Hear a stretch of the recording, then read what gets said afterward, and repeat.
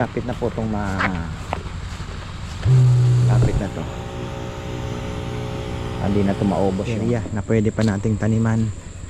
Ito itong anong to, hilirang to, hanggang doon pa lang po yung bayabas natin eh.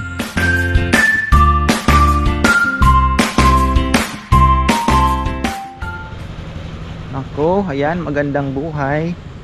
32 minutes na lang pala ang ano. Ayan, nabawasan po yung ating mga rambutan dito. So dalawa na lang. Ilan na lang ba ang rambutan? Dalawa na lang po ang rambutan dito kasi yung ilan ba? Tatlo. Yung dalawa na i-transfer na natin, nailipat na po natin doon. Tapos avocado, nadali yung isa, pinalitan po natin. May nakawalang baboy. Tapos ayan mga kaparno, yung orchids natin hindi ko nadilig kagabi. So mukhang tayo ay magdidilig ngayon. Ano tayo, na-spray tayo. Sana hindi naman ganun kainit ano. Ayan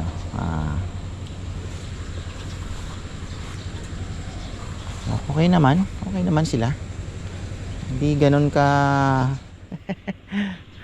pero hindi naman nadidedo. Ayan, may mga namumulaklak naman. Ano to ringko, maliit. Nag-experiment lang ako. Mura lang naman yan, ringko na yan.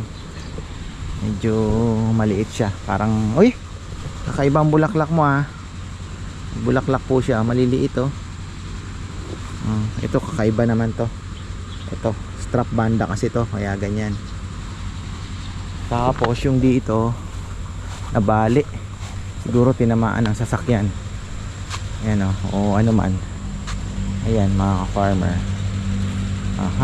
Dapat pala doon. Tali ko kaya. Ayan, ang ganda pa naman ang bulaklak niya.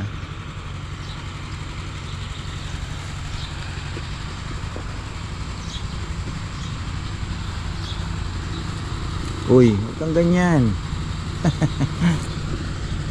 Ano naman to sagana naman to ating anahan natin to, disiplina talaga ang paghahalaman. Ito lang, kahit ma-sprayhan lang natin to, okay na. Fully charged naman yan Tapos ito na, ayan na naglabas na po ng mga may bulaklak uli. Pero wala yan, false alarm yan. Ayan, yung naandun hindi ko pa naililipat, baka next week sana may lipat natin. Magpalagay ako ng paso doon sa view deck natin, 3. Tapos yung matitira ibababa ko dito, tataniman na ulit natin ng kung ano man ang pwedeng itanim na diba, mamumunga sa paso lang, diba? Parang hitting two birds na tayo. Meron ka ng halaman na parang ornamental, at the same time yung prutas makakain, may bunga, diba? Ayos nga. Ayan, eto, lemon natin. Mukhang hindi ganun gumaganda. Ano to? Alkaline. Masyado pong alkaline yung lupa kasi tinest ko. Masyado pong alkaline. Tapos yun naman parang mas acidic naman siya. So kailangan i-neutral natin. Ito din. Kailangan ding i-neutral. Tayong gaano activity ngayon dahil tayo po ay busy sa lechonan. Sinisingit ko lang ito para makita nyo naman yung ginagawa ko bago po ako pupunta ng lechonan. Malengke na tayo. Kasi inaalala mo, sabi ko nga pag may halaman ka, para po kayong may alagang bata o hayop, para kayong may pet din na inaalala. Hindi yan po di ba? Pero okay naman, makakapagpasaya.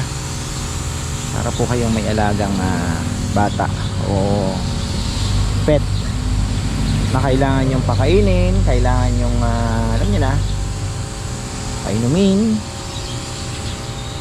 vitamins.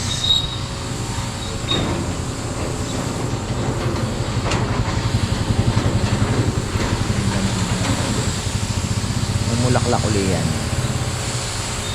Masaya na sila.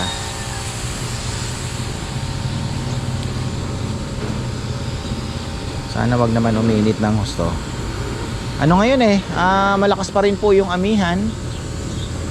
Mukhang mauubusan na tayo ng charge. Kailangan natin madiligan to ng mabilis. Saka na yung tambay-tambay ng konti. Importante dahil mukhang nararamdaman ko pupugak ang ating sprayer. Oh, iba na hindi na ganun kalakas.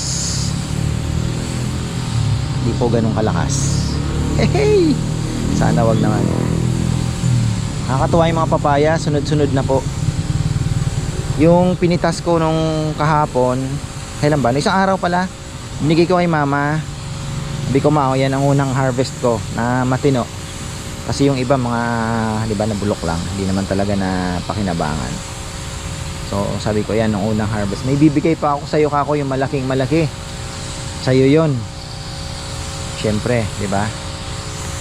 Oh. Di kasi yan sa papaya si motherhood. Sa kanya natin ibigay yung una. Uy, nakakaraos tayo. Nakakaraos. Papatubig po ako ngayon, mga ka-farmer, dahil ayos na yung ating makina. Naririnig nyo yan. Ang bilis pong nabali, oh. Mabilis pong nakapagpatubig. Mabilis tayo makakapagpuno ngayon dahil hindi gaano nang sumisip-sip ng tubig yung pond natin, gawa ng nakasemento na, di ba? Yun yung sabi ko Ang bilis pong magpapuno. Ang bilis. Kahapon ilang oras lang, alas 6 hanggang alas 10. Halos isang dangkal po yung naiidagdag. Kaya sabi ko, isang araw lang, more than siguro, more than a foot ang kayang itaas pag isang araw. Kung i-extend mo pa mga bandang alas 10, so tumatakbo siya ng sabihin mo ng 22, sabihin mo mga 16 hours, ganon, pwede na. Balikan natin doon. Hindi pumugak pero ano na to, pupugak na to. Lapit na po itong lapit na to. Hindi na to maubos yung natin. Hindi na maubos yung karga. Kita ko sa inyo yung potential ng ating lugar doon. Ngayong nililinis nila, ang ganda. Talagang marami pa tayong maitatanim din.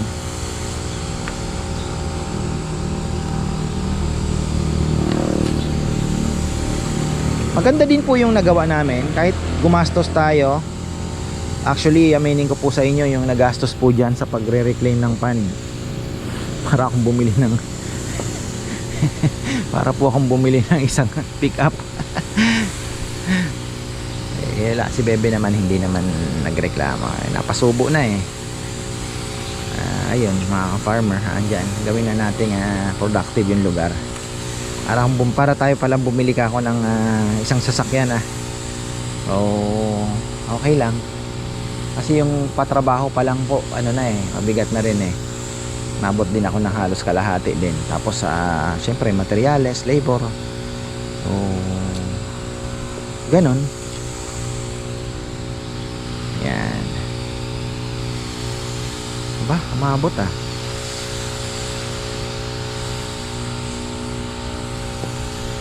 umabot boy.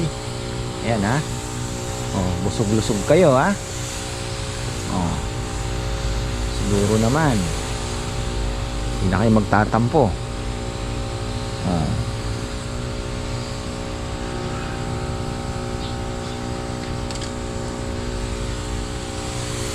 Dito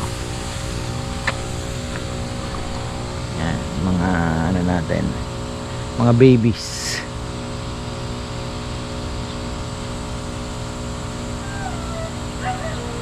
Okay.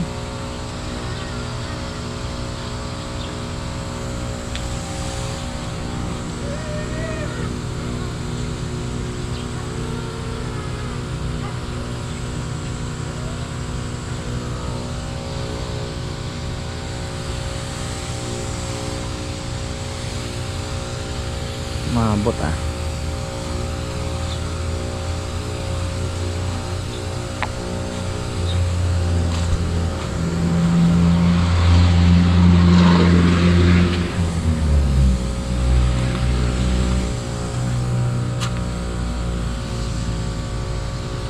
Para po silang inulan. Eto mukhang mahina sa araw. Ayan o. Pero sun banda daw yan eh. Tingnan natin. Parang mahina sa araw.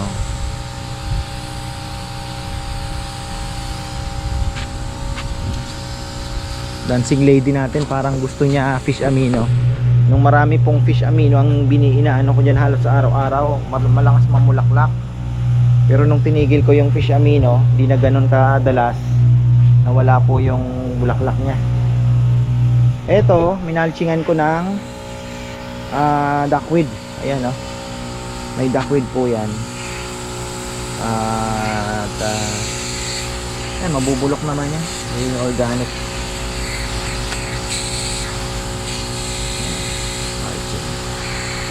So, yung kiat-kiat natin binili, dalawang kiat-kiat ito. Ito daw ay sweet. Pero yung binili naman natin kay MHS, kiat-kiat din daw. Pero mas iba ang dahon. So, ayun na ang delivery natin. Ay, kapag-almusal kaya si Mario. Wala pa, aga eh. Niluluto pa lang sila ng almusal. Ay, okay na. Ay, salamat. Bigyan tayo ng lakas. Ay, araw na to.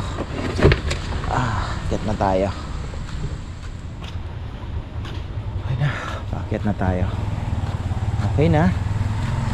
Okay na po sila. May mga mabolo pa po tayo na sana maabutan din. Shoutout pala kina Ate Maria Dayaw. Pero tingnan nyo po tingnan nyo kung gaano kasipag itong mabolo namin. Tadaan! Tadaan! Tadaan! Tadaan! Tadaan! Tadaan! Tadaan! Tadaan! Tadaan! Tadaan! Namulaklak po ulit. Ang dami, no? Ayan. Sabi ko palabas na naman sila eh. Meron na naman pong mga nagpa-flower na naman. Ayan, no? Tingnan nyo nga naman. Napakasipag po ng mabolong ito. Ayan. Ate Mer. Shoutout pala kay Ate Mer Malyari. Galing no ate. Mabolo all year round. Meron na naman tayong parating ng mga mabolo. So ayan, ganda ng talbos dito. Sana nagtalbos sila ng kamote. Ganda. Nakita nyo yung mga green na yan, yung light green, yan po yung mga talbos. Ang dami.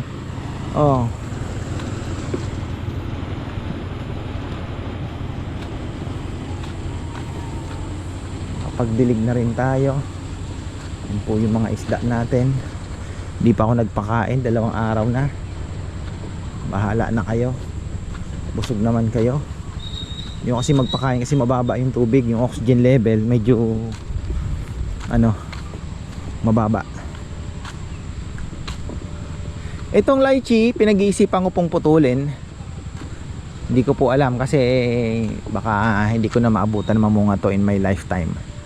Sabi kasi sa akin ni tropa, nako sir, kung galing sa buto hintay ka pa ng 20 years. Ako po, sabi ko, may mundo pa kaya noon, di ba?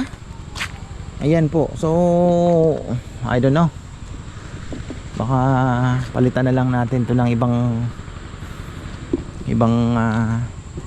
fruit bearing na talagang sasabi natin na, di ba, mamunga. Ito yung sinasabi ko po sa inyo na malaking pumapasok pa rin talaga yung tubig talaga papasok pa rin, pero ang kinaganda wala nang mga lalabas na, di ba, wala nang lalabas na problema nito pagtaano ng lupa. Patambakan kaya muna natin to. Ito po yung sinasabi ko na area na pwede pa nating taniman. Ito itong anong to, Hilirang to. Hanggang doon pa lang po yung bayabas natin eh. 'Di ba? So pag nalinis yan, nakapagpatambak tayo ng lupa, makakapagtanim tayo dito. So ilan pa yan? Halos kalahati. Doon sa dulo pwede pa tayong magtanim. Lalayo lang tayo ng mga 1 meter o 1.5 meter dito o naan dyan sa may kanto. Pwede po tayong maglagay pa ng another ano dyan. Bala ko yellow kayo mito dyan ko ilagay. Tapos dito isang langka pa dito siguro. Yan. Ano naman to eh, puprune naman natin yan, hindi natin palalakihin yan. So dito langka. Yan po yung mga guwapol natin and Taiwan guava. Oh, medyo malinis na. Tapos doon sa dulo maglalagay pa tayo, tatanim pa tayo doon. Hindi ko po alam kung anong maganda. Hanggang ngayon ay mingi pa rin ako ng gabay kung ano po ang gagawin dito sa lugar na ito. Pero sa ngayon may iniisip po ako, pero trial muna ako dito. Magta-trial muna. Pagka naging maganda saka ako mag-expand, 'di ba? So ganoon naman 'yun eh. Pero for the meantime, ano muna tayo? Sabi nga nila eh, huwag kang pabigla-bigla. Hindi pwede ang padalos-dalos. Kailangan pag-aralan ng maigi, 'di ba? Ang ano bang sinasabi nila?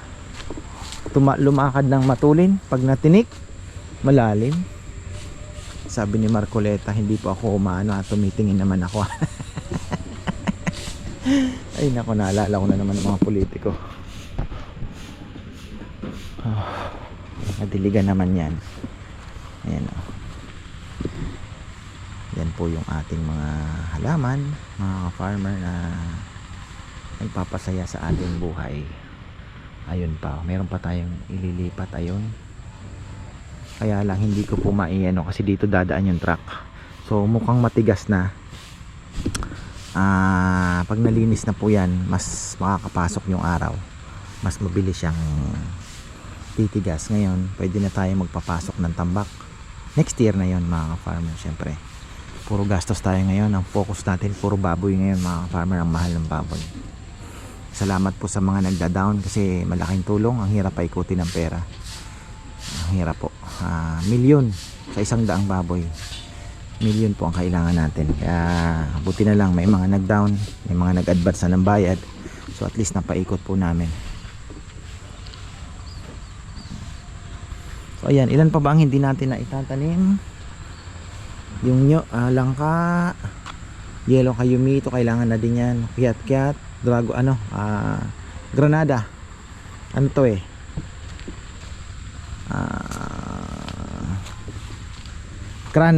Grenadine. Grenadine mga farmer. Kasi ano to? Yan ginagamit namin sa barko. Grenadine. Yung kulay pula na ano. Pomegranate. Ayan sa English. Ito yung ket-ket na sinasabi ko. Iba po ang dahon. No? Tingnan nyo. Layo na parang suha. Na ngayon hindi natin alam kung ano ba sa kanila ang totoo. Baka naman ito yung ket-ket na maasim. Kasi yun daw ay sweet ket-ket. So we will see. Magkakaalaman. Mabilis lang naman po yan magbubungay nga. Namumulaklak na. Pag nailipat na natin yan, dire-diretso na po yan. Ito yung aviark na napakaganda. Kailangan nating maitanim to ng maayos kapag pabunga tayo na aviark. Jackfruit. Ay, haluin natin yung ating charcoal. Ayan, yung ating biochar. Ay, lagyan ng grasa yan. Biochar. Ayusin natin to. Uy.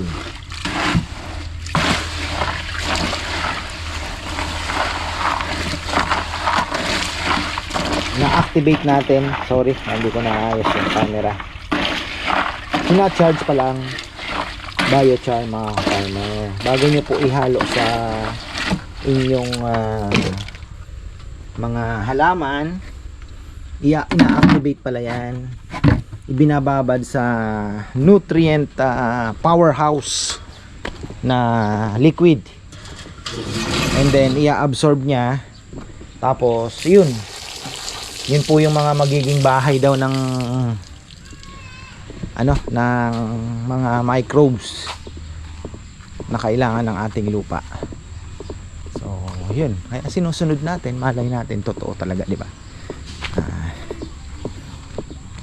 So ayan, hanggang dito na lang po muna mga ka-farmer, at magandang buhay.